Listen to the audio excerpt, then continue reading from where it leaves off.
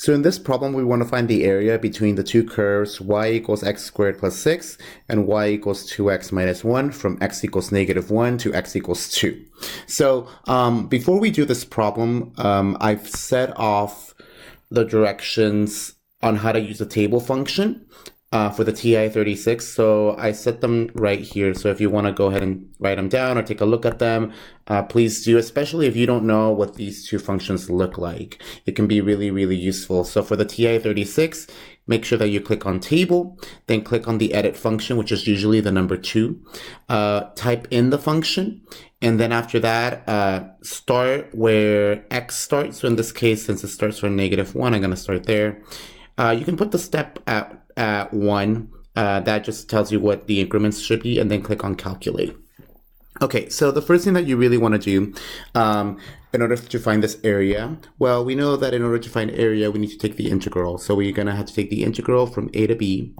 And then in order for me to do this, I have to take the upper function and subtract it from the lower function. Okay, so if you cannot immediately see what's the upper and what's the lower, then you might want to use a TI-36. But if you do, all you got to do is just graph them directly. So if you quite don't know what this looks like, this is just a parabola. It goes up to 6, and then the parabola is just a happy parabola. Okay, this is just the slope of a line, or just a equation of a line. This is the slope. Here's the y-intercept. So the y-intercept is at 0, -1, and then the slope goes up 2 units over 1. Okay, so this is going to look something like this. Okay, so we are basically looking at the interval between -1 all the way until 2. So this is basically the area that we're looking at. So all this, let me use a different color. So it's all of this all the way to here. So this is the area that we want. So the area between these two curves from -1 all the way to 2. Now, if you didn't quite know what these functions were, then obviously use a table function, plot up a couple points, start them from -1 all the way to 2, and then that should give you that. So this is useful because then it tells us what the upper function is. It's because the upper function in this case is a parabola. So the area, so the integral from -1 all the way to 2, the upper function in this case is going to be this x squared plus 6. And my lower function is going to be 2x minus 1 dx. Okay. And now all I have to do is just simplify a little bit. So let me distribute the negative. -1 to 2 of x squared plus 6 minus 2x plus 1 dx. Okay, so this is going to be the integral from -1 to 2. Let me move this a little down.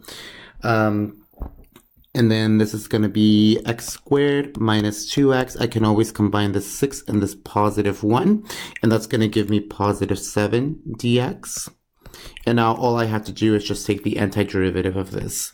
So let me use a different color. So the antiderivative of x squared is going to be x cubed divided by 3 minus 2x squared divided by 2 plus 7x.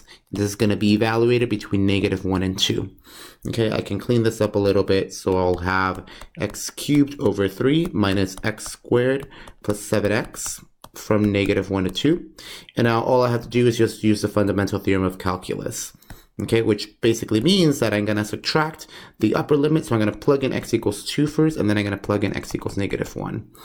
Okay, so for this one, what I'm going to get, I'm going to have 2 cubed divided by 3 minus 2 squared plus 7 times 2. And then this one, I'm just going to have -1 to the power of 3. So don't forget to add these parentheses. It's all over 3 minus -1 whole quantity squared plus 7 times -1. Okay, and what you can do here, you can either put this in your calculator or you can just go ahead and simplify this all directly. So what I ended up getting was 21. Okay, so you can just double check this, but this is what the area is. So the area bounded between these two curves is just equal to 21. Okay, so this is basically all you want to do. This is actually the first type of problem where you want to find the area between the two curves. In the next video, I'll show you when they go ahead and intersect.